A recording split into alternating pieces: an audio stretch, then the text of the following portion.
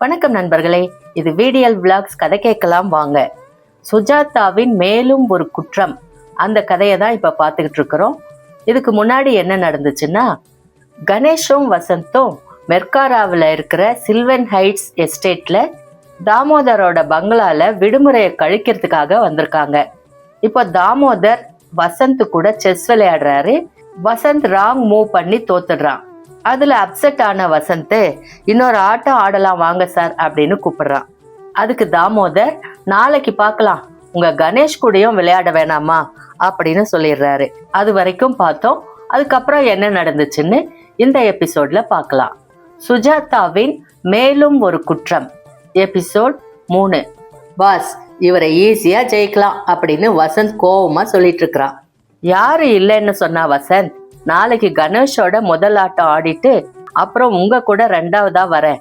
ஆனா தோத்த பின்னாடி இப்படி ஆடி இருக்கலாம், அப்படி பண்ணியிருந்தா ஜெயிச்சிருக்கலாம் அப்படியெல்லாம் சொல்லக்கூடாது. காய நகத்துனா நகத்தியாச்சுதான். சரி சார், எனக்கு தூக்கம் வருது, நான் போகட்டுமா? எக்ஸ்கியூஸ் மீ, இன்னும் கொஞ்சம் விஸ்கி? வேண்டாம் sir, good night. Good night boss, நீங்க வேணா அப்புறம் வாங்க. அவன் போனதும் தாமோதர் மெல்ல சிரிச்சாரு. அவளும் இப்படித்தான் கோவிச்சுப்பா, தோத்தா அழுகையே வந்துடும், அதுக்காகவாவது அவ ஜெயிக்கிற மாதிரி ஆடுவேன். அப்படியும் அவளுக்கு சமாதானமே ஆகாது. வேணும்னே தோத்தீங்க, நிஜமா தோத்து போங்க அப்படின்பா. நிஜமா ஒரு விஷயத்துல தோத்துட்டேன். கணேஷ் பேச்ச மாத்த விரும்பி, வசந்த் ஆட்டத்தை பத்தி அப்படின்னா துடிப்பு, ஆனா அவசரம். அந்த ராணிய மூவ் பண்ணாரே, பொய்டிக். நான் காலின்னே நினைச்சேன், ஆனா சஸ்டெயின் பண்ண முடியல. நீங்க இப்ப ஆட விரும்புறீங்களா?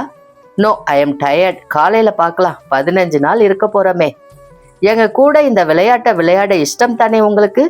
நிச்சயம் சார், உங்க கூட ஜாக்கிரதையா விளையாடணும். பயப்படாதீங்க. தோத்தா வசந்த் மாதிரி எல்லாம் கோவப்பட மாட்டேன். He is young. Good night and thanks for the champagne. Good night. மாடிப்படி ஏறும்போது அவர் டைனிங் ஹாலுக்கு போய் ஒரு முறை அவளோட படத்தை உத்து பார்த்துக்கிட்டு இருந்தது கணேஷுக்கு தெரிஞ்சது. எதுக்காக ஓடி போயிருப்பா? வேணாம், சதுரங்கம் போதும், விளையாட்டு போதும். மாடியில வசந்த் விழிச்சுக்கிட்டு விட்டத்தை பார்த்துக்கிட்டு இருந்தான். சே, குயினை நகத்தினேனோ இல்லையோ, பின்னால பிளாக் பிஷப்ப சப்போர்ட்டுக்கு கொண்டு வந்திருந்தா ஆட்டம் க்ளோஸ். ஏய், இன்னும் அந்த ஆட்டத்தையே ஆடிட்டு இருக்கிறியா? பாஸ், அந்த ஆளை சுலபமா ஜெயிக்க முடியும். எனக்கு என்னவோ அவ்வளவு சுலபம் இல்லைன்னு தான் தோணுது.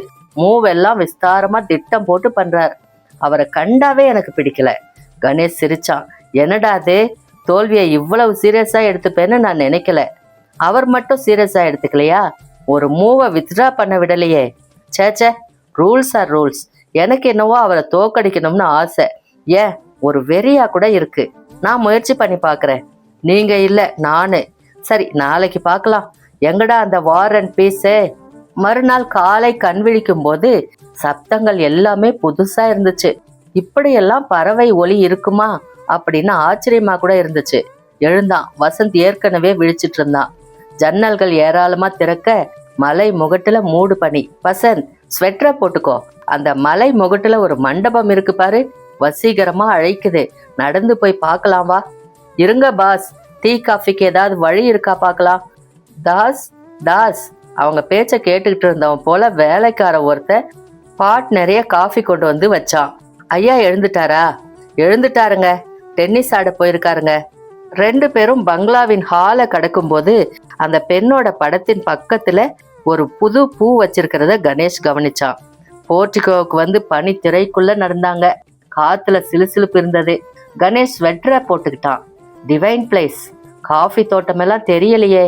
அதோ பார் சரிவுல, அதுவா தான் இருக்கும். நாம எங்க போறோம்? அந்த வியூ பாயிண்ட்டுக்கு மேல ஏறி போகணும். காலையில எழுந்த உடனே எக்ஸசைஸா? என்ன பாஸ், மெட்ராஸ்ல நான் செஞ்ச ஒரே எக்ஸசைஸ் வாட்சுக்கு கீ கொடுக்கறது. 2 பேரும் விறுவிறுன்னு நடக்க டென்னிஸ் விளையாடுற சத்தம் கேக்குது. இங்கிருந்து கொஞ்சம் உயரத்துல இருந்து கோர்ட் தெரியுது. தாமோதர் யார் கூடயும் டென்னிஸ் விளையாடிட்டு இருந்தாரு. குட் மார்னிங் அப்படின்னு கத்துனான். குட் மார்னிங், நல்லா தூங்குனீங்களா? ஓஎஸ், நல்ல தூக்கம். என்ன வசந்த், கோவமெல்லாம் போச்சா?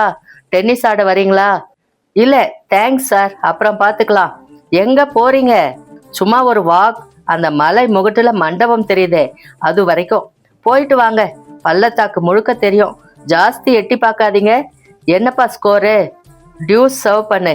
மறுபடி டென்னிஸ் சத்தம் கேட்க கணேஷ் அந்த முனையை நோக்கி உற்சாகமா போனான். வசந்த் இங்கேயும் அங்கேயும் பார்த்துக்கிட்டு டென்னிஸ்ல வேற சக்கையா நம்ம ஏறணும்னு பாக்குறாரு. பாஸ், டென்னிஸ் ஆடுவீங்களா? எப்பவோ காலேஜ்ல ஆடினது. நான் ஆடுற விளையாட்டே வேற பாஸ். ஆரம்பிச்சிட்டியா? அதுக்கெல்லாம் உனக்கு இங்க சந்தர்ப்பம் கிடைக்காது, சொல்ல முடியாது.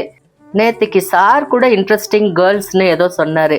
வசந்த், அந்த போட்டோவை பார்த்தேன். தாமோதர் அதை பார்த்த உடனே முகம் மாறிடுறாரு. ஒரு விதமான தயக்கம் ஏற்படுது. அவர் ஏதோ நம்ம கிட்ட சொல்ல விரும்புறாருன்னு நினைக்கிறேன். எனக்கு என்னவோ அவர் அந்த டாபிக்கை எடுக்க விரும்பலைன்னு தான் தோணுது. பாஸ், இது என்ன மரவட்டையா இல்ல பாம்பா? மரவட்டை தான்டா, கொஞ்சம் பெருசா இருக்குதுல்ல. கணேஷுக்கு கொஞ்சம் மூச்சு வாங்குது. கனவு மண்டபம் அப்படின்னு தான் சொல்லணும். வட்ட வடிவுல இருந்தது. 4 ஒல்லியான கம்பங்கள், முழங்கால் உயரத்துக்கு சுற்றுச்சுவர் அமைத்து மற்றதெல்லாம் திறந்திருந்தது. நடுவுல 2 பேர் உட்கார போதுமான கான்கிரீட் நாற்காலி. மலையின் முகட்டுல இருந்து எட்டி பார்த்தா சரேல்னு 1000 அடி பச்சை இருட்டு. பள்ளத்தாக்குல வெள்ளை சரிகை போல ஒரு மைக்ரோ நதி ஓடுது. அடேயப்பா, இங்கு விழுந்தா மண்டை உடையறதுக்கே 3 நிமிஷம் ஆகும் போல இருக்கே. தூரத்துல நீல நிற மஞ்சு போர்த்திய அபாரமான காட்சி. சூரியோதயத்தின் போது பார்க்கணும், நல்லா இருக்கும். வசந்த், எட்டி பார்க்காதே.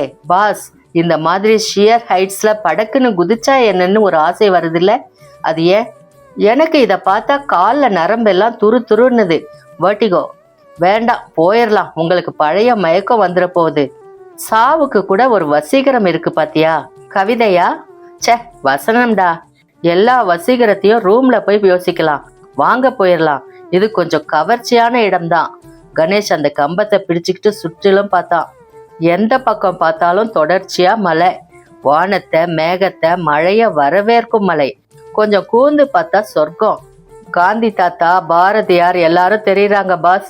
டேய் பாஸ், அங்க பாருங்க அப்படின்னு வசந்த் கீழே காட்டினான். என்னடா, ஓடை இல்ல ஆறு தெரியுது?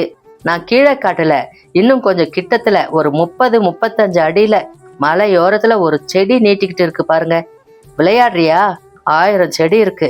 இல்ல பாஸ், ஒரே ஒரு செடி மட்டும் கொஞ்சம் கோவிச்சுக்கிட்டு தனியா நீட்டிக்கிட்டு இருக்கு பாருங்க. எதை சொல்ற? எனக்கு ஜாஸ்தி எட்டி பார்க்க தயக்கமா இருக்கு. என் ஆள்காட்டி விரல் காட்டுற திசையில சுமார் 30 அடி ஆழத்துல கீழே. ஓ எஸ், தெரியுது, தனியா. அதுல பாருங்க, ஒரு கொடி மாதிரி நீட்டிக்கிட்டு இருக்கு. அங்க போய் கொடியை யார் மாட்டிருக்க முடியும்? துணி மாதிரி தெரியல. கணேஷ் பார்த்தான். வசந்துக்கு நல்ல பார்வை கூர்மை. கை அகலத்துக்கு கொடி போலத்தான் துணி துண்டு தெரியுது. சுமாரான முக்கோண வடிவத்துல. இன்னும் உத்து பாக்குறான். இல்ல, அது கொடி இல்ல வசந்த், அது கொடி இல்ல. நானும் அதைத்தான் நினைக்கிறேன் பாஸ். பார்த்தா ஒரு சாரியோட பகுதி போல இருக்கு. அதே தான் நானும் சொல்ல வந்தேன் பாஸ். இது வசந்த், டோன்ட், கேள்வி எதுவும் கேட்காத. நாம வந்திருக்கிறது ஹாலிடே மூட்ல. இப்ப போய் நம்ம மெட்ராஸ் மொழிய பிரயோகிக்க வேணாம். அது அங்க எப்படி? ஷட்டப். 1000 காரணம் இருக்கலாம். உலர்த்தி இருந்த சேரி காத்துல பறந்திருக்கலாம், செடியில மாட்டிக்கிட்டு இருக்கலாம், மத்த பகுதி கிழிஞ்சு போய் இது மட்டும் பாக்கி இருக்கலாம். ஆமா பாஸ், அப்படித்தான் இருக்கணும். போகலாமா? திரும்பி வந்த போது கொஞ்ச நேரம் டென்னிஸ் பார்த்தாங்க.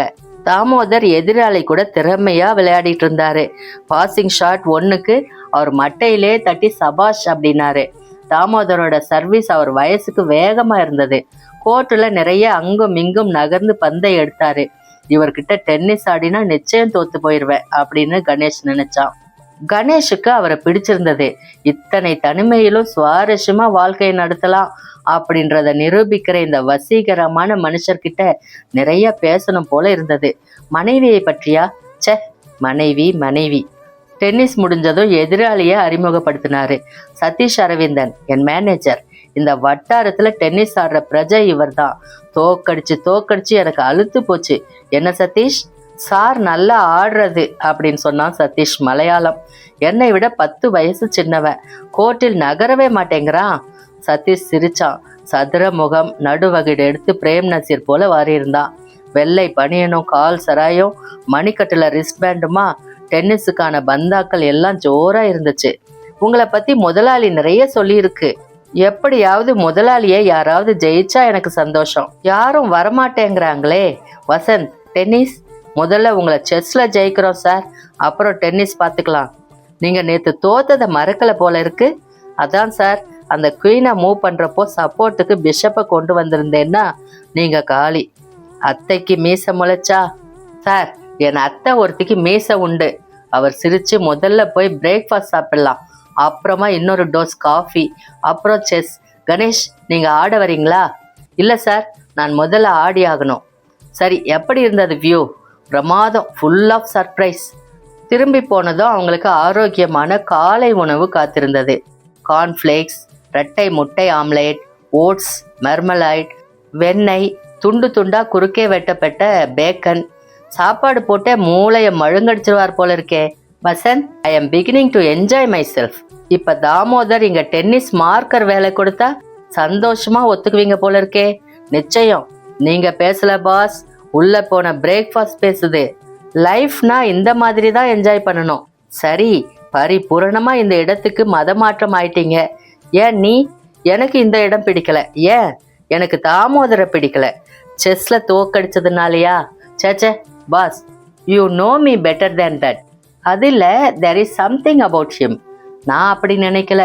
எதுக்காக மெட்ராஸ்ல இருந்து நம்ம இவ்வளோ செலவழிச்சு கூட்டிட்டு வரணும்? செஸ் ஆடி ஜெயிக்கவா? இல்லை, நம்ம விட சில விஷயங்களில் அவர் புத்திசாலின்னு காமிக்கிறதுக்காக. யாருக்கு? நமக்கு தான். ஸ்ட்ரேஞ்ச், இந்த மாதிரி இடத்துல ஒரு மாசத்துக்கு மேல இருந்தா எல்லாருமே கொஞ்சம் ஒரு மாதிரி ஆயிடுவாங்கன்னு தோணுது. அந்த மேனேஜர் சதீஷோ என்னவோ சொன்னாரே, அவன் கூட நம்ம ஒரு மாதிரி காக்கா பார்வை பார்த்துட்டு தான் கை குலுக்குனான். மொத்தத்துல உனக்கு இந்த இடம் பிடிக்கல, அதானே? பிடிக்கலைன்னு இல்லை, ஆனா உங்க மாதிரி நான் இந்த இடத்த காதலிக்க இன்னும் ஆரம்பிக்கல. உனக்கேத்த சமாச்சாரம் இன்னும் சிக்கலை பாரு. நாளைக்கே ஏதாவது கூர்கி பெண்ணை பார்த்துட்டா மனசு மாறிடுவேன். தாமோதர் மேல வந்து, என்ன வசந்த், ரெடியா? என்னோட 2வது கேம் ஆட? ரெடி சார், 10 நிமிஷத்துல வர. நான் இப்ப வந்தது உங்களுக்கு ரூம் எல்லாம் சரியா இருக்கான்னு கேட்கத்தான். சௌகரியமா இருக்கா? இருக்கு சார். இந்த பங்களாவில் 40 ரூம் இருக்காமே. ஆமா, அதுல 35 உரை போட்டு மூடி வச்சிருக்கு. எப்பவாவது 40 ரூம்லயும் ஆள் இருந்திருக்காங்களா? நிறைய தடவை. பார்ட்டி கொடுக்கிற போது. கடைசியா எப்ப 40 ரூமும் உபயோகப்பட்டது? Let me see. Oh yes, என் கல்யாணத்தின் போது. பெரிய கல்யாணமா? சே, let's not talk about that. ஆட்டம் தான் இப்ப முக்கியம். குளிச்சிடுறீங்களா? ஷவர்ல வெந்நீர் வரும். குளிச்சுட்டு ஃப்ரெஷ்ஷா வந்து உங்களை தோக்கடிக்க போறேன். பாஸ், நீங்க? புஸ்தகம் படிக்க போறேன். என்ன புஸ்தகம்? அதெல்லாம் உங்களுக்கு போர் அடிக்கும் சார். பாஸ் படிக்கிறது ஸ்பினோசா. நான் எப்பவோ படிச்சாச்சு.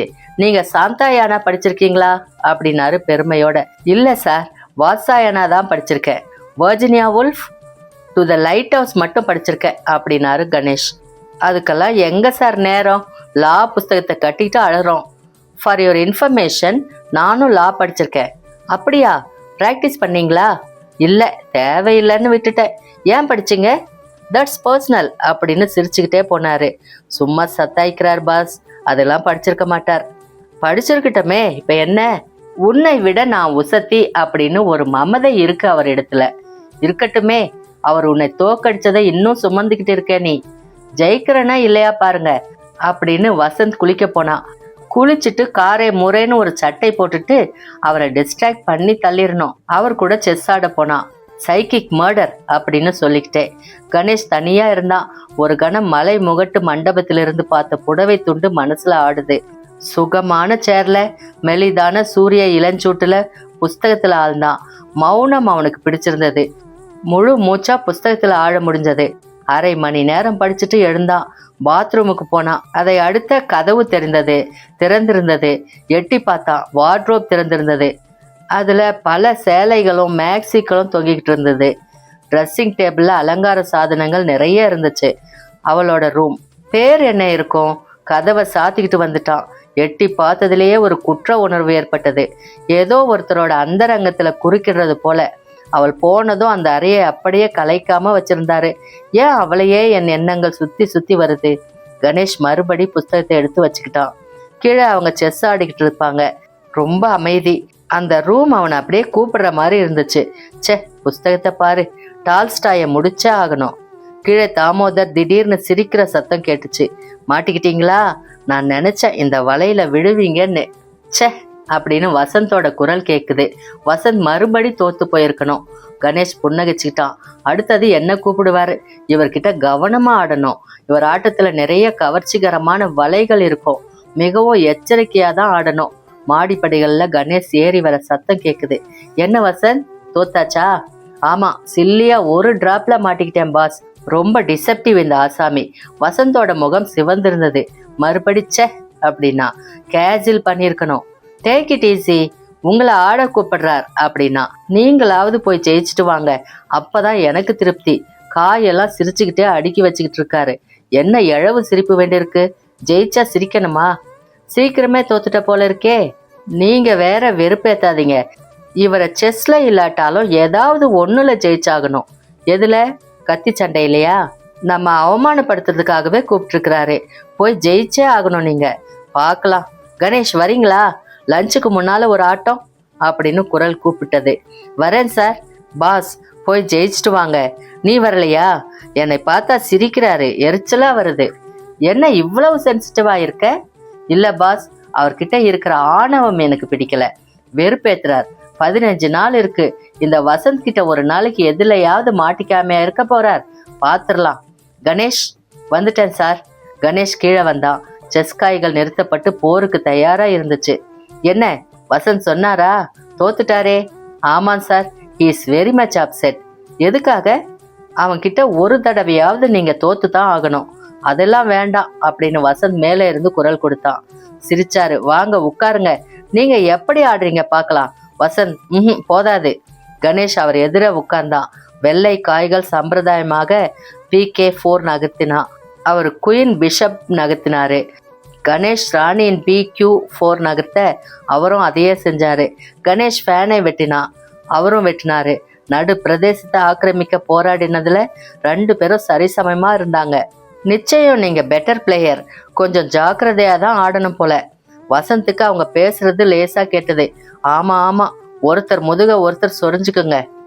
வசந்துக்கு 2வது நாளே கட்டி போட்ட மாதிரி இருந்துச்சு. சமீபத்திய சதுரங்க தோல்வியால ஒரு கசப்புணர்ச்சி உடல் புற பரவி இருந்துச்சு. அவங்க பேச்சு கேட்காம இருக்கிறதுக்காக கதவை சாத்திக்கிட்டான். கொஞ்ச நேரம் விட்டத்தை பார்த்துக்கிட்டே படுத்திருந்தான். இடது பக்கம் பார்த்தா அந்த ரூம். உள்ளே போய் பார்த்தா என்ன, பாஸ் கோவப்படுவாரு. அவருக்கு தெரிய வேணாம். 2 பேரும் இன்னும் நிறைய நேரம் செஸ் சமாதியில இருப்பாங்க. அவள் யார்? ஏன் தாமோதரை விட்டு போனா? வசந்துக்கு தாமோதரை புறக்கணித்து போன அந்த மனைவியே பிடிச்சிருந்தது. இந்த மாதிரி எடுத்ததுக்கெல்லாம் காஃபி பேசும் சூப்பர் அறுவையோட யார் தான் வாழ முடியும்? வசந்த் தீர்மானித்து அறை கதவை உள்பக்கம் தாழிட்டுக்கிட்டு அடுத்த அறைக்கு பாத்ரூம் வழிய போனான். அது ஒரு பெண்ணோட ரூம் தான். சமீபத்துல உபயோகப்படுத்தல அப்படின்றது தெளிவா தெரிஞ்சது. சோஃபா, பர்னிச்சர் எல்லாத்துலயும் தூசு படிஞ்சிருந்தது. ட்ரெஸ்ஸிங் டேபிள் கண்ணாடியில தூசு போத்தி இருந்தது. ஜன்னல்கள் மூடி நெருக்கமான வாசனை அறை முழுவதும் பரவி இருந்தது. வசந்துக்கு கொஞ்சம் பயமா இருந்துச்சு. எதை தொட்டாலும் உடனே பட்ட விரல் தூசின் மேல படிஞ்சு தெளிவா தெரிஞ்சு போகும். பின்கையை கட்டிக்கிட்டு அறைய முதல்ல கண்களால ஆராய்ச்சி பண்ணான். சுவர்ல அவளோட படம் மாட்டியிருந்தது. ஹால்ல பார்த்தா அதே படம் தான். கொஞ்சம் சிரிச்சுக்கிட்டு இருக்கும் போது தெரிஞ்ச பற்களிலும் உதடுகளின் அழுத்தத்திலும் அந்த பெண் கொஞ்சம் ஆணவம் உள்ளவள், கொஞ்சம் சுதந்திர சுபாவம் உள்ளவள் அப்படின்னு தோணுச்சு. வசந்த நேரா பார்த்தா. உன் பேர் என்ன அப்படின்னா. ஒரு அலமாரி இருந்தது. அதை லேசா திறந்து பார்த்தான். புத்தகங்கள் அடுக்கி இருந்தது. Dark forces editing by Kirby McCauley, இந்திய சமையல் கலை அப்படின்னு பைண்ட் பண்ணப்பட்ட வெள்ளைக்காரங்களுக்காக எழுதப்பட்ட புத்தகம். மில்ஸ் அண்ட் பூன் நாவல்கள், Barbara Cartland, stitch craft, needle craft, Reader's டைஜஸ்டின் பல இதழ்கள், வரைவது எப்படி, களிமண் மாடல் செய்வது எப்படி, வாட்டர் கலர் சித்திரங்கள் வரைவது எப்படி அப்படின்னு பற்பல எப்படி புஸ்தகங்கள். பொழுது போகாத பெண் அப்படின்னு தோணுச்சு. வார்ட்ரோபை முன்விரலால திறந்தான்.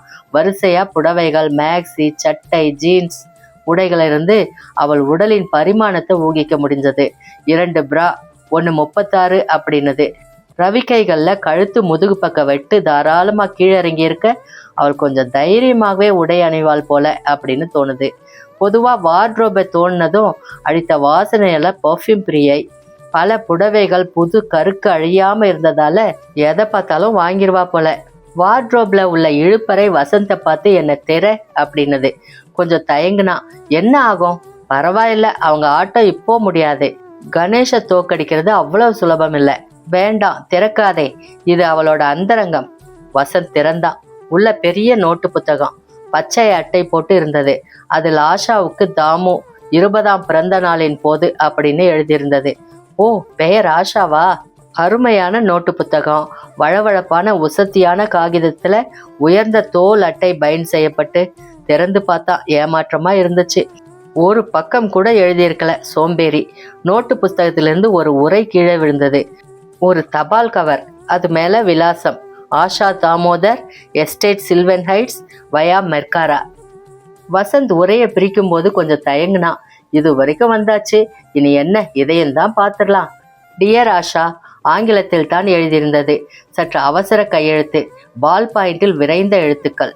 டார்லிங், நீ நிச்சயம் தீர்மானித்தே ஆக வேண்டும். எனக்கு விசாவெல்லாம் கிடைத்து எல்லாம் தயாராக இருக்கிறது. நீ இந்த வார இறுதிக்குள் தீர்மானித்து ஆக வேண்டும். பாழாய் போகிற போன் கிடைக்கவே மாட்டேன் என்கிறது. எனவே கடிதம் எழுதிவிட்டேன். இதை தாமு படித்தாலும் எனக்கு கவலை இல்லை. இதன் மூலமாவது அவர் உன்னை கேட்க உனக்கு தைரியம் வந்து விஷயத்தை சொல்லிவிடலாமே. ஆனால் தாமு கேட்க மாட்டார். நீதான் விஷயத்தை ஆரம்பிக்க வேண்டும். நேற்று கிருஷ்ணமூர்த்தியை பார்த்தேன். நீ சொன்னபடி எல்லாம் நடக்காது என்றான். இந்த வரி அடிக்கோடு இடப்பட்டிருந்தது. ஒரு பெண் தீர்மானித்து விட்டால் அதை யாரும் எதுவும் செய்துவிட முடியாது.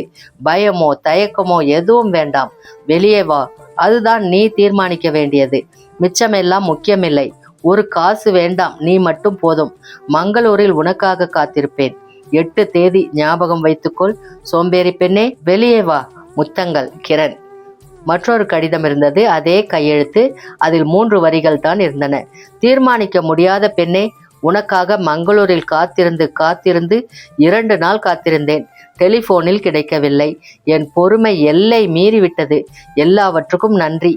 உன் கணவனையும் கம்பளி பூச்சிகளையும் கட்டிக்கொண்டு அழு. அமெரிக்காவிலிருந்து கார்டு அனுப்புகிறேன். கலர் கலராக சேர்த்து வைத்து அலங்காரம் பண்ணு உன் சிறையை. Goodbye, Kiran. வசந்த், வசந்த் அப்படின்னு கதவை தட்டும் ஒலி கேட்க வசந்த் சட்டென்று அந்த கடிதங்களை மறுபடியும் அதே நோட்டு புத்தகத்தில் செருகிவிட்டு விரைவாக சென்று கதவை திறந்தான். என்னடா அது? ஏன் கதவை திறக்க இத்தனை நேரம்? கணேஷுடன் தாமோதரம் நின்றுட்டு இருந்தாரு. ஏதோ படிச்சுட்டு இருந்த, லேசா தூங்கிட்டேன் பாஸ், சாரி. தூங்கினீங்களா? இந்த நேரத்துலயா? உங்க எஸ்டேட்ல எந்த நேரத்திலும் தூக்கம் வருதுங்க. சரி, என்ன ஆச்சு? செஸ் இன்னும் முடியல. மூவை சீல் பண்ணி மத்தியானம் அல்லது சாயங்காலம் தொடரலாம்னு இருக்கோம். என்ன சொல்றீங்க கணேஷ்? உங்க இஷ்டப்படி. யார் லீடிங்? சொல்ல முடியாது. இது வரைக்கும் எக்ஸ்சேஞ்ச் ஈக்குவலா தான் இருக்கு. கணேஷுக்கு கொஞ்சம் அட்வான்ஸ்ல இருக்கு.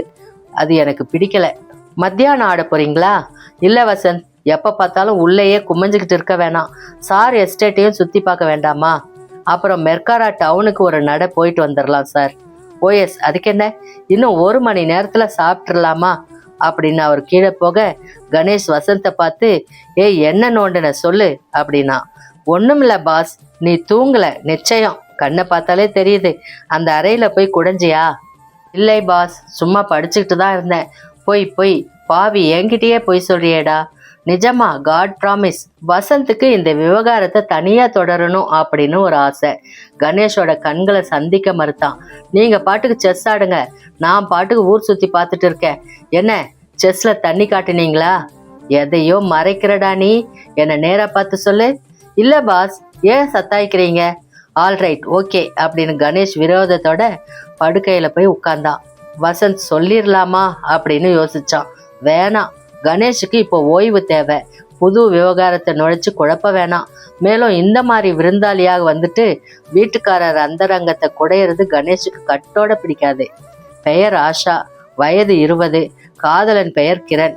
இப்போ அவ இருக்கிறது அமெரிக்காவில். காதலன் கூட போல அப்படின்னு தெரியுது. ஆனா ஓடி போயிட்டா அப்படின்னு சொல்றாரே. காதலன் கூட போகலையா? இல்ல மனம் மாறி 2வது கடிதம் வந்த பின்னால புறப்பட்டிருப்பாளா? விசாரிக்கலாம். மெல்ல மெல்ல அவங்க பாட்டுக்கு செஸ் ஆடிட்டு இருக்கட்டும். ஏன் பொழுதுபோக்குக்கு இந்த ஆஷா புராண கதை விரித்து படிக்கிறேன். ஆஷா. கணேஷ் நெற்றி புருவத்தின் இடையில விரல் வச்சு சிந்திச்சுக்கிட்டு இருந்தான். என்ன பாஸ், கேம் உதைக்குதா? ரொம்ப நல்லா ஆடுறார். இல்லாட்டி வசந்த தோக்கடிக்க முடியுமா? ஆனா இவர் நம்ம வரவழைச்சது வெறும் செஸ் ஆடுறதுக்கு மட்டும் அப்படின்னு என்னால நம்ப முடியல. வேற ஏதாவது ஒரு சமயத்துல தன் மனைவிய பத்தி நம்ம கிட்ட சொல்ல விரும்புறாருன்னு நினைக்கிறேன். ஏன் விட்டுட்டு ஓடி போயிட்டாங்கிறத பத்தியா? ஆமா, ஏதாவது ஆரம்பிச்சாரோ? இல்ல, கோடி காட்டினார். இந்த செஸ் இல்லைன்னா எனக்கு சமீபத்துல நேர்ந்த அதிர்ச்சிக்கு பைத்தியமே பிடிச்சிருக்கும்னு சொன்னார். தண்ணீருக்கும் அந்த அம்மா கிட்ட காஃபின்னு அறுத்திருப்பார். பிச்சுக்கிட்டு ஓடி போயிருப்பா. வசந்த், நீ எல்லாத்தையும் கொச்சைப்படுத்துற. இல்ல, கள்ளக்காதல் வேற ஏதாவது இருந்திருக்கும். உடனே கள்ளக்காதல் வேற ஏதாவது யோசிக்கவே முடியாதா உன்னால? சாரி சார், உங்க அனுதாபத்தை சுலபமா சம்பாதிச்சிருக்காருன்னு தெரியுது. அவ பேர் ஆஷா அப்படின்னா கணேஷ். தெரியுமா? எப்படி? அந்த பொண்ணு மூஞ்சியை பார்த்தாலே ஆஷா இருக்கு. ஏதாவது உளராதே. சரி, ஆஷாவை விட்டுருவோம். நம்ம 2 பேருக்குள்ளேயும் கருத்து வேறுபாடு வருது. ஆட்டம் எப்படி போயிட்டு இருக்கு? தோக்க போறார். எனக்கு கொஞ்சம் பாவமா இருக்கு. சேச்சே, விட்டு கொடுத்துறாதீங்க, நல்லா ஏறுங்க. Vasanth, some of your expressions are different. மறுபடி சாரி. இதெல்லாம் கேட்குறவங்க அர்த்தம் புரிஞ்சுக்கிறதுல தான் இருக்கு. கிருஷ்ணன் வெண்ணெய் திருடினார்னும் சொல்லலாம், சின்ன பசங்க பின்னால ஏறி வெண்ணெய் எடுத்தார்னும் சொல்லலாம். எல்லாம் கெட் அவுட் ஆஃப் ஹியர். உனக்கு விமோசனமே கிடையாது. வசந்த் சிரிச்சுக்கிட்டே வராந்தாவுக்கு வந்தான். அவனுக்கு கொஞ்சம் குற்ற உணர்ச்சி இருந்தது. கணேஷ் கிட்ட சில விஷயங்களை சொல்லாம விட்டு வச்சிருக்கிறோமே அப்படின்னு. ஆனாலும் ஆஷாவை தனியா தொடர்றதுல ஒரு ஆசை.